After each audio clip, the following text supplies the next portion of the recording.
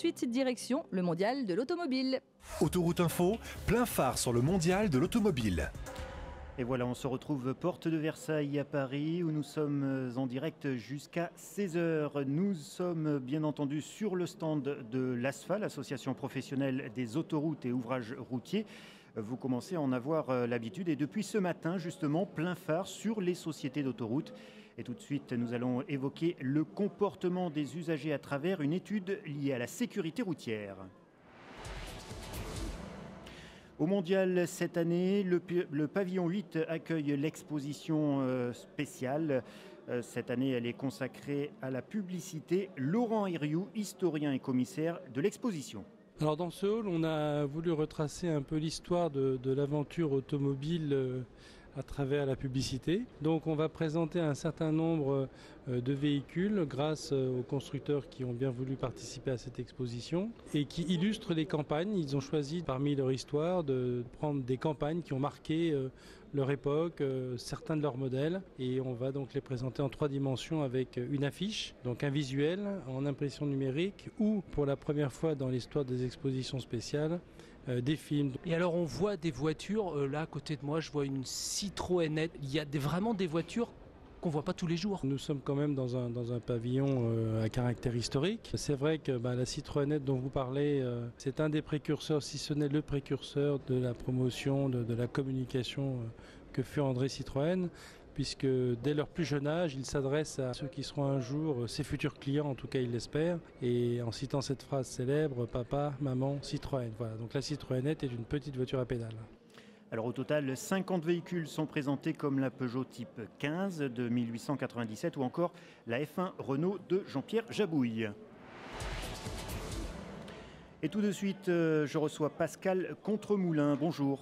Bonjour. Vous êtes responsable sécurité pour SANEF et nous allons évoquer avec vous la sécurité routière sur votre réseau et notamment une étude comportementale des usagers qui s'est faite sur l'autoroute A13 et dont les résultats ont été rendus publics. C'était juste avant l'été. Alors c'est une étude très originale puisque c'est la première fois, je crois, que ce type d'étude était faite sur autoroute. Oui, c'est la première fois que ce type d'étude de comportement est faite sur autoroute. C'est une étude qu'on peut considérer comme scientifique. On s'est appuyé sur les réseaux de l'État, le CT, pour nous aider à mettre en place les indicateurs. Et on a fait 4 observations principales. L'occupation des voies, c'est-à-dire où roulent les conducteurs sur les voies, surtout quand il y a 3 voies. Les interdistances, l'usage du clignotant. Et puis, dernière observation, les vitesses pratiquées. Alors, comment se sont faites ces observations ? Alors, pour faire ces observations, nous avons choisi une zone la plus neutre possible, en race campagne. C'est une zone à 3 voies avec un taux de poids lourd qui est équivalent à ce qui se passe sur l'ensemble des autoroutes françaises. Sur l'autoroute A13 ? C'était sur l'autoroute A13, loin de la région parisienne, vraiment en pleine province, à 70 ou 80 km de Paris. Voilà, donc à un endroit où a priori les gens n'ont pas à rester sur la voie médiane, puisqu'on sait que ça se pratique un petit peu sur les axes urbains en Ile-de-France. Je crois que quel que soit l'endroit, de toute façon, on n'a pas à rouler sur la voie médiane si la voie de droite est libre. Et ce qu'on a pu constater sur cet observatoire, quand on parle de la voie centrale, par exemple, 36% des conducteurs utilisent cette voie de manière abusive alors qu'ils pourraient se rabattre sur la voie de droite. Ça, c'est le premier constat qu'on a fait. Et ce constat, il est encore plus marqué le week-end et la nuit, puisque c'est un conducteur sur 2 qui utilise la voie centrale alors qu'il pourrait se rabattre sur la voie de droite. Alors vous avez pu également observer des problèmes sur les interdistances entre les véhicules ? Alors ce qu'on a observé sur les interdistances, c'est que 25% des conducteurs roulent trop près des véhicules qu'ils précèdent. Il faut rappeler la règle. La règle, c'est 2 secondes. Ces 2 secondes, on peut les matérialiser par les 2 bandes sur la voie qui séparent la bande d'arrêt d'urgence et la voie de droite. Donc il faut deux bandes par rapport au véhicule qui vous précède. Voilà, un repère de 2 bandes, effectivement. Ouais. Un repère très simple sur le réseau autoroutier. Donc on a constaté que 25% des véhicules roulaient trop près des véhicules qui le précèdent. Alors avec toutes les conséquences que ça peut avoir en cas de problème sur le véhicule devant, par exemple ce qu'on appelle les suraccidents, c'est un accident c'est 16% des accidents au niveau national mortels qui sont dus à des suraccidents. Problème également concernant l'usage du clignotant qui n'est pas forcément bien respecté. Alors là, ce qu'on a constaté sur l'usage du clignotant, c'est qu'un tiers des conducteurs ne signalent pas leur manœuvre de dépassement, avec tout le danger que ça peut présenter aussi pour le véhicule qui vous suit. Et ce qu'on a constaté encore en plus, c'est que 60% des conducteurs n'utilisent pas le clignotant pour signaler leur manœuvre de rabattement. Donc c'est très très important quand même ça. Alors au total, l'observation a porté sur 160 000 véhicules, permettant aussi de vérifier que la vitesse moyenne des véhicules légers s'établit à 127 km/h, toutes voies confondues. Le chiffre est supérieur à celui qui est annoncé couramment par l'ASFA, c'est-à-dire aux alentours de 120 km/h. Oui, ce qu'on a constaté, c'est vrai que c'est un chiffre moyen de 127, même si ce chiffre il est en dessous de la limite réglementaire. En revanche, ce qu'on a pu constater aussi, c'est que 37% des véhicules roulaient à plus de 130 km/h et 13% roulaient au-delà de 140 km/h. Ce qui fait que sur la durée de l'observation, ça fait quand même 21 000 véhicules qui étaient au-delà de 140 km/h. On parle bien sûr que de véhicules légers. D'accord. Alors, le saviez-vous, le fonds de garantie des assurances obligatoires de dommages, anciennement fonds de garantie automobile, est en charge de l'indemnisation de victimes dans le cadre d'un accident de la route en particulier, lorsque le coupable est inconnu ou non assuré par exemple. Alors, concernant le deuxième cas, celui de la non-assurance, François Werner, directeur général du fonds de garantie, précise qu'il n'est pas si marginal qu'on veut bien le croire. En France, entre 1 et 2% des véhicules roulent sans assurance. Alors, c'est peut-être très peu quand on raisonne en pourcentage, mais ça fait entre 330 000 et 700 000 véhicules à peu près qui roulent régulièrement sans assurance. Donc, on voit quand même l'ampleur du phénomène, peut-être pas suffisamment important pour qu'il y ait une prise de conscience lourde et qu'il y ait des mesures très fortes qui soient prises comme dans certains pays, comme ce qu'on a pu voir par exemple en Grande-Bretagne, mais suffisamment importante pour qu'on prenne des mesures de prévention et des mesures de conviction et d'éducation des conducteurs pour leur faire comprendre que c'est très important. Et l'année dernière, le fonds de garantie est intervenu sur un peu plus de 25 000 dossiers, dont 5 000 accidents corporels. On parle, Pascal Contremoulin, de la politique globale de SANEF en termes de sécurité routière. C'est important de maîtriser un petit peu tout ce qui se passe sur une autoroute. D'ailleurs, d'où l'intérêt d'une telle étude, de savoir comment se comportent les automobilistes et les routiers sur un réseau d'autoroutes. Bien sûr, ce qu'il faut dire, c'est que par rapport à cette étude qu'on a faite, la première chose qu'on a fait actuellement, c'est qu'on communique sur le respect des interdistances. Et on a une campagne de communication qui a commencé il y a une dizaine de jours et qui va se poursuivre jusqu'à la fin novembre.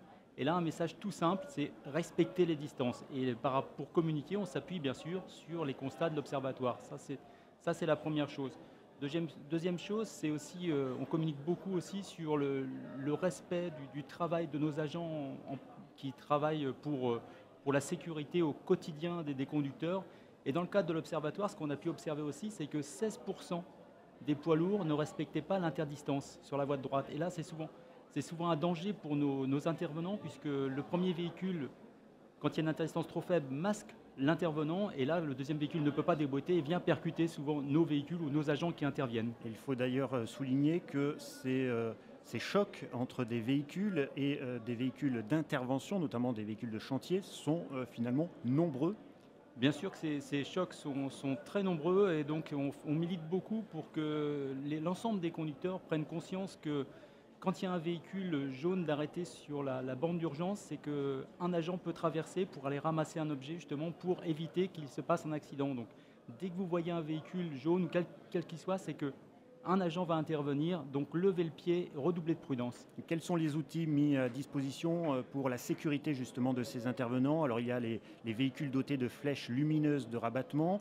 Il y a également des inventions qui sont propres à SANEF, notamment un véhicule doté d'une lame pour ramasser les objets. Alors bien sûr, on a toute la signalisation réglementaire est très importante pour signaler nos véhicules et il y a la formation des agents pour qu'ils interviennent dans les meilleures conditions.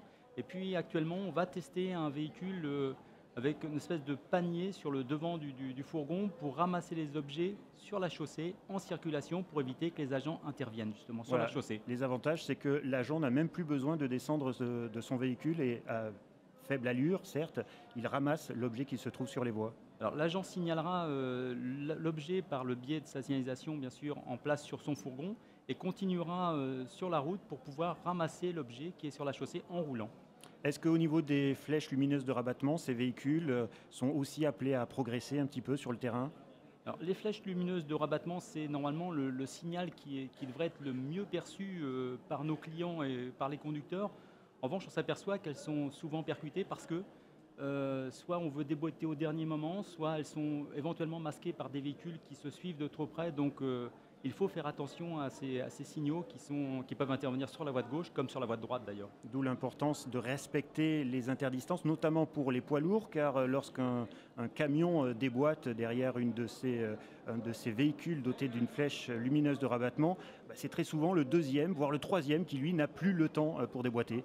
Oui, si le véhicule qui suit est trop près du véhicule qui précède, il ne voit pas la signalisation, quelle qu'elle soit, que ce soit une flèche lumineuse ou un autre type de signalisation. Et là, il va percuter le signal qui est sur la chaussée. Merci Pascal Contremoulin. Merci.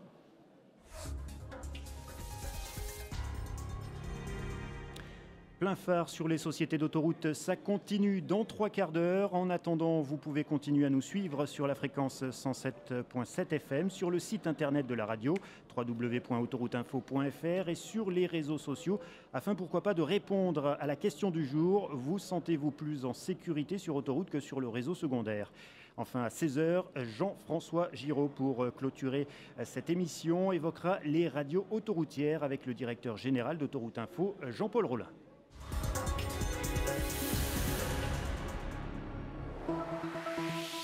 Venez participer au salon de la polyarthrite et des rhumatismes inflammatoires.